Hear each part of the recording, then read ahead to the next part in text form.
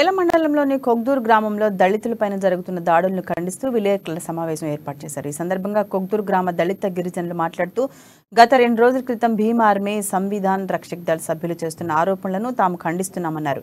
గ్రామంలో హనుమాన్ ఆలయానికి కేటాయించిన స్థలం అది ప్రభుత్వ స్థలం అని అన్నారు। ఆ స్థలం వారి పేరున లేదని అన్నారు। గ్రామంలో ప్రతి ఒక్కరూ కలిసిమెలిసి ఎలాంటి మత విభేదాలు లేవని ప్రశాంతంగా ఉన్న వాతావరణాన్ని చెడగొట్టే ప్రయత్నం చేయొద్దని కోరారు। దళితులకు గ్రామస్తులు అన్ని విధాలుగా సహాయ సహకారాలు అందిస్తున్నారని పేర్కొన్నారు।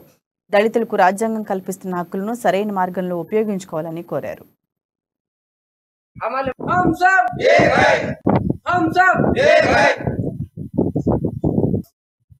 आम्हाला मंदिराले साथ दिली सुद्धा त्यानं कुणबी समाजाला सर्व बौद्ध मंदिर बांधलं, हनुमान मंदिर बांधलं, हर मंदिर मिळूनच बांधत आहोत।